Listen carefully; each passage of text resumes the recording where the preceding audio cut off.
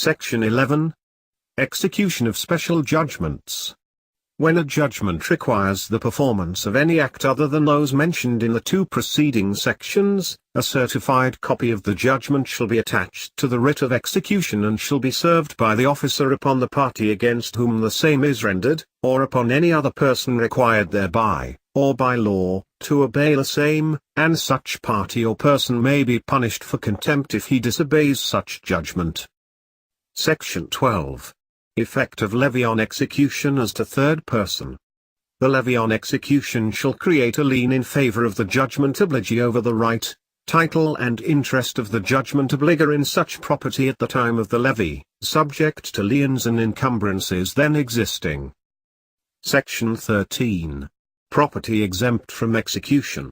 Except as otherwise expressly provided by law, the following property, and no other, shall be exempt from execution. A.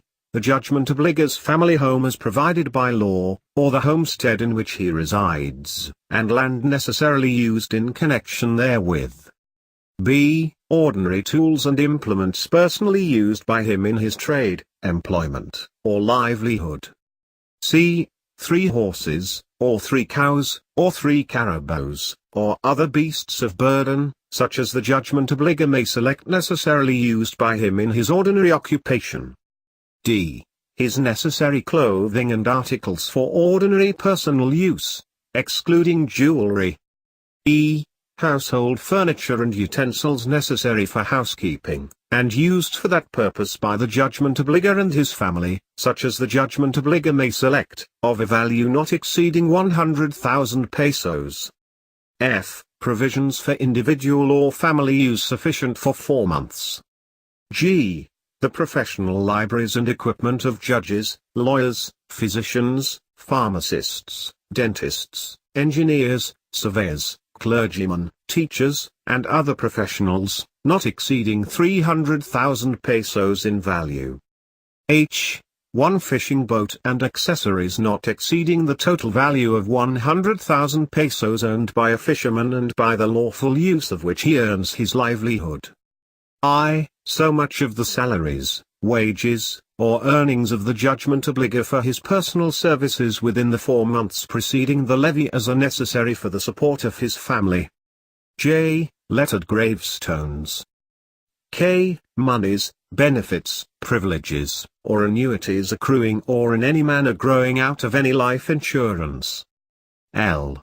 The right to receive legal support, or money or property obtained as such support, or any pension or gratuity from the government. M. Properties specially exempted by law. But no article or species of property mentioned in this section shall be exempt from execution issued upon a judgment recovered for its price or upon a judgment of foreclosure of a mortgage thereon. Section 14. Return of writ of execution. The writ of execution shall be returnable to the court issuing it immediately after the judgment has been satisfied in part or in full.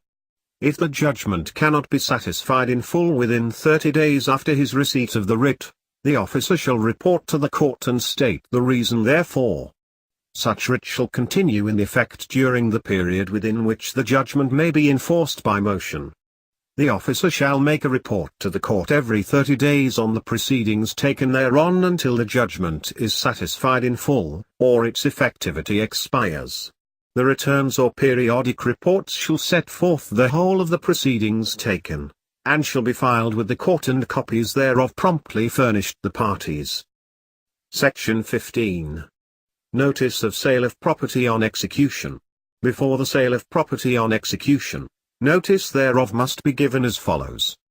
A. In case of perishable property, by posting written notice of the time and place of the sale in 3 public places, preferably in conspicuous areas of the municipal or city hall, post office and public market in the municipality or city where the sale is to take place, for such time as may be reasonable, considering the character and condition of the property.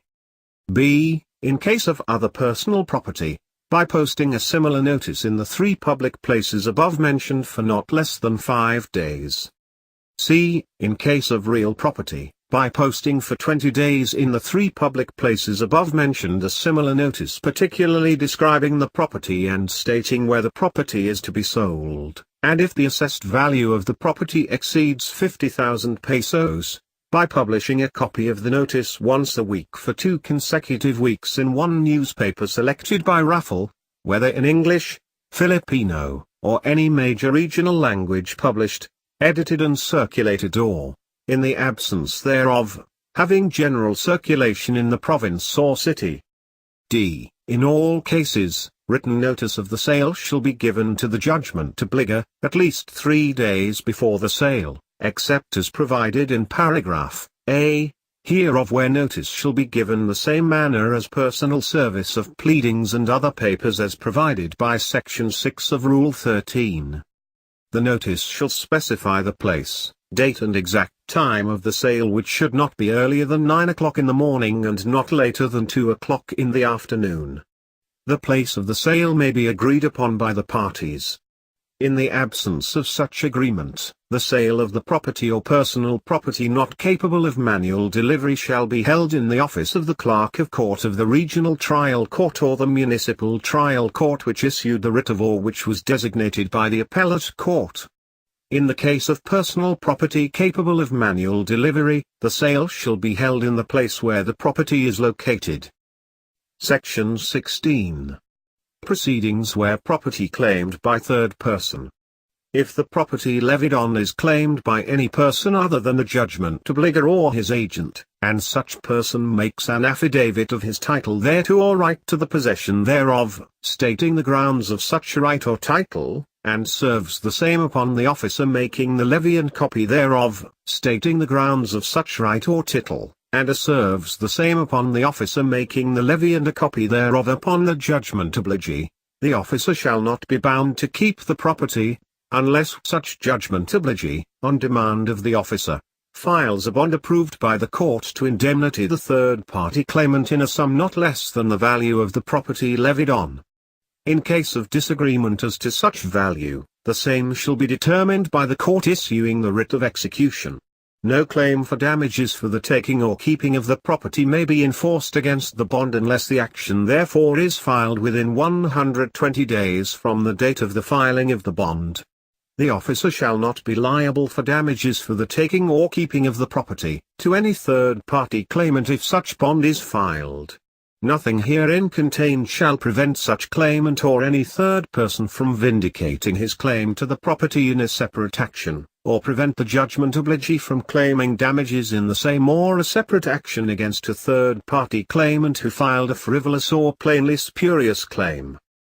When the writ of execution is issued in favor of the Republic of the Philippines, or any officer duly representing it, the filing of such bond shall not be required, and in case the sheriff or levying officer is sued for damages as a result of the levy, he shall be represented by the Solicitor General, and if held liable therefore, the actual damages adjudged by the court shall be paid by the national treasurer out of such funds as may be appropriated for the purpose. Section 17. Penalty for selling without notice, or removing or defacing notice. An officer selling without the notice prescribed by Section 15 of this rule shall be liable to pay punitive damages in the amount of 5,000 pesos to any person injured thereby, in addition to his actual damages, both to be recovered by motion in the same action, and a person willfully removing or defacing the notice posted, if done before the sale, or before the satisfaction of the judgment if it be satisfied before the sale, shall be liable to pay 5,000 pesos to any person injured by reason thereof, in addition to his actual damages, to be recovered by motion in the same action. Section 18. No sale if judgment and costs paid. At any time before the sale of property on execution, the judgment obligor may prevent the sale by paying the amount required by the execution and the costs that have been incurred therein. Section 19. How property sold on execution, who may direct manner and order of sale. All sales of property under execution must be made at public auction, to the highest bidder, to start at the exact time fixed in the notice. After sufficient property has been sold to satisfy the execution, No more shall be sold, and any excess property or proceeds of the sale shall be promptly delivered to the judgment obliger or his authorized representative, unless otherwise directed by the judgment or order of the court. When the sale is of real property, consisting of several known lots, they must be sold separately, or, when a portion of such real property is claimed by a third person, he may require it to be sold separately. When the sale is of personal property capable of manual delivery, it must be sold within view of those attending the same and in such parcels as are likely to bring the highest price. The judgment obliger, if present at the sale, may direct the order in which property, real or personal, shall be sold. When such property consists of several known lots or parcels which can be sold to advantage separately, neither the officer conducting the execution sale, nor his deputies, can become a purchaser, nor be interested directly or indirectly in any purchase at such sale. Section 20. Refusal of purchaser to pay. If a purchaser refuses to pay the amount bid by him for property struck off to him at a sale under execution, the officer may again sell the property to the highest bidder and shall not be responsible for any loss occasioned thereby, but the court may order the refusing purchaser to pay into the court the amount of such loss, with costs, and may punish him for contempt if he disobeys the order. The amount of such payment shall be for the benefit of the person entitled to the proceeds of the execution, unless the execution has been fully satisfied, in which event such proceeds shall be for the benefit of the judgment obliger. The officer may thereafter reject any subsequent bid of such purchaser who refuses to pay,